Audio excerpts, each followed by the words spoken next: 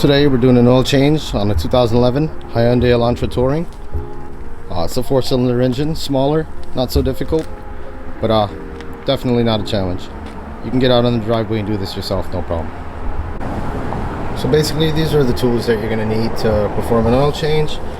Just the basic common ratchet set, car jack, oil catch pen, motor oil and filter. In this scenario I'm using 2 jack stands. You're also going to need a funnel and some crush washers. So once you've got your vehicle out on some level ground, first thing you want to do is you're going to want to set up some jack stands, get it leveled properly and safe.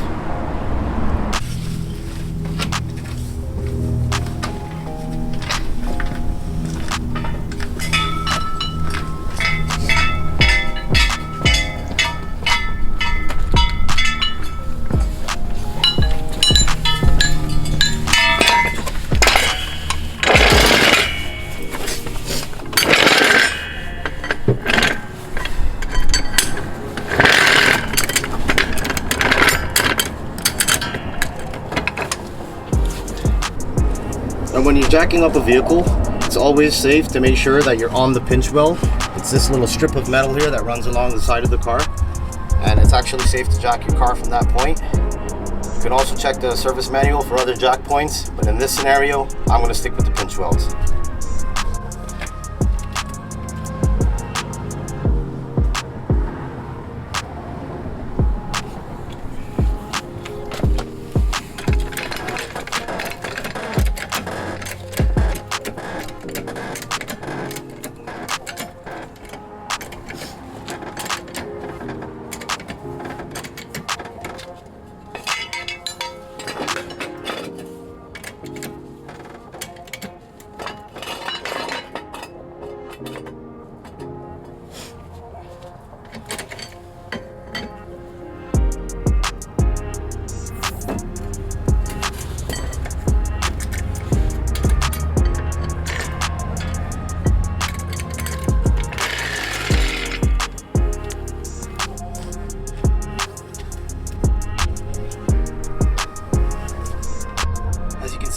I've got the jack positioned right on the pinch weld, centered, and that's what you want.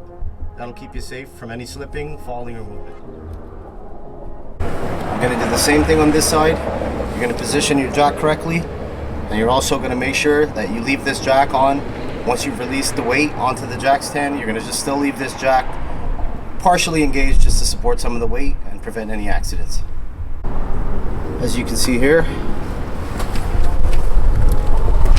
got the car supported on both sides, and I've also decided to leave the jack stand just for an extra measure of safety. Now that you got your car all jacked up, hood open, supported so it won't fall on you, the next thing we're going to do is we're going to go right for the gas cap. We're going to open it to let some air in and relieve the pressure.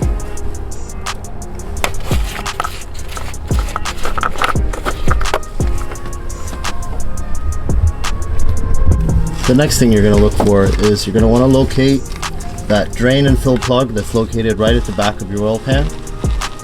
Excuse the lighting, it's a little bit dark, but I don't know if you can see that right there. Right up here. There it is.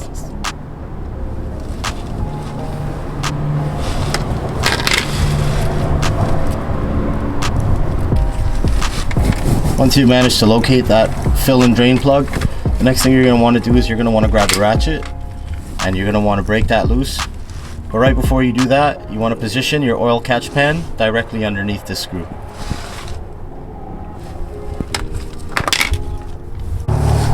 Now you want to position your oil catch pan right underneath that drain hole.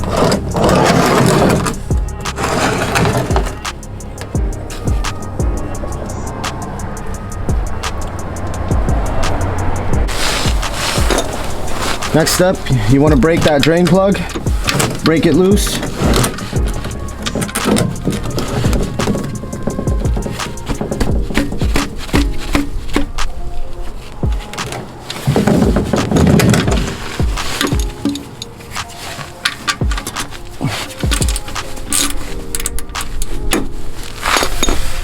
Once you've broken it and you've got it partly loose, you can do the rest by hand. It's much easier, you get better control. And you're going to want to keep pressure on this plug going in. That way, as you unloosen it, all the oil doesn't gush out, get all over you.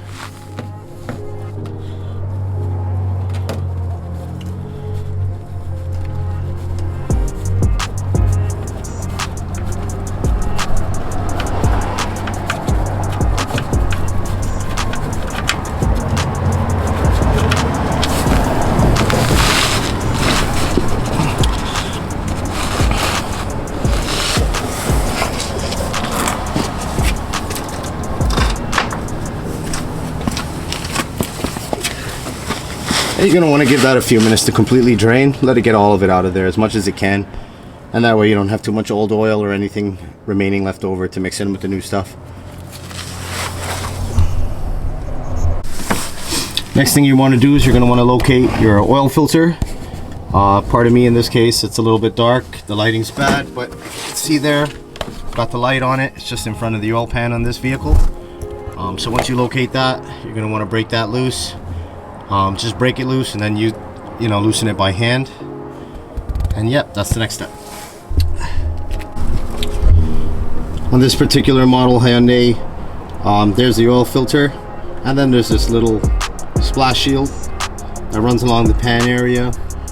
It kind of blocks the oil filter. If you don't remove that, oil is going to spill on it and it's going to get kind of messy. So it's only 3 bolts, and it's best to take it off first before you remove the oil filter.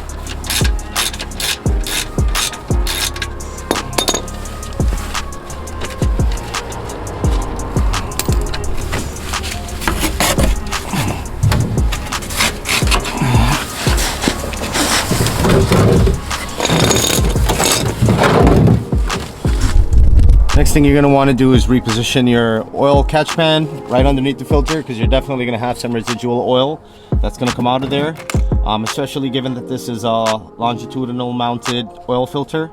It doesn't mount straight down or straight up, it's horizontally, so there's definitely going to be some oil remnants and particle remnants inside of that filter.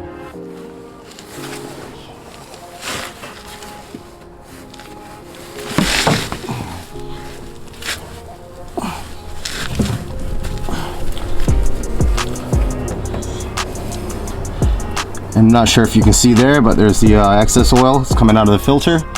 Just take your time, let that drain. That way you don't get it too messy or get it anywhere.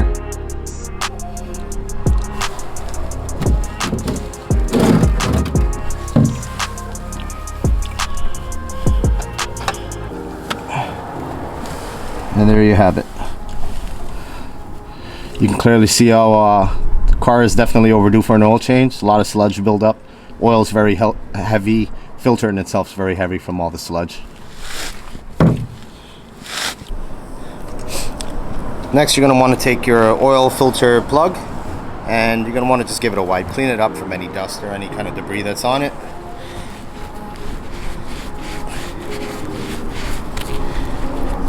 And then once you've got that nice and clean, the next thing you want to do is install one of these copper washers. In this case, I bought a pack. They come in a few different sizes.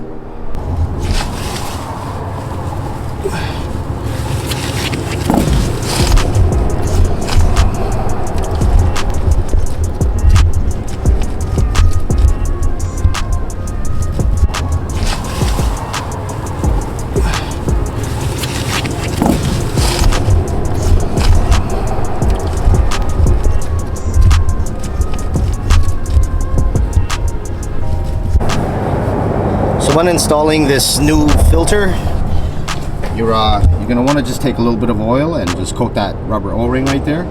It just makes for it to get a better seal and it sits a little more snug. I also took the time to go in there and clean the seat that this oil filter goes on, just to again, just being clean and being organized really helps make the job easier. Now you can see I got the new filter in there all installed. You want to put that filter on and don't force it, it should go on really smooth. Lastly, when you're tightening it, you want to do it by hand. Don't use any tools or pliers or anything else. You just want to snug that by hand. Once you feel it snug, you want to try to go maybe a quarter turn or a half turn more and just get it really tight on there by hand.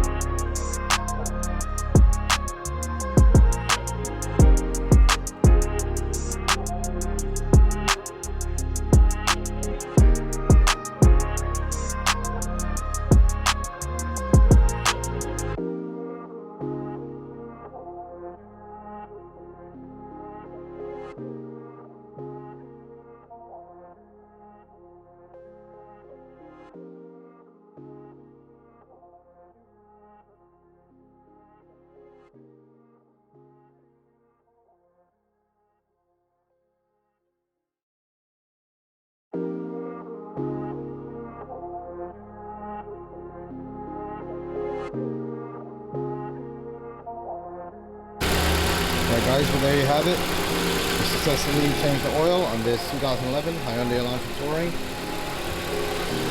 Should be running smooth for another 15 to 20k. There we are. No oil lights, no lights on the dash. That's another job well done.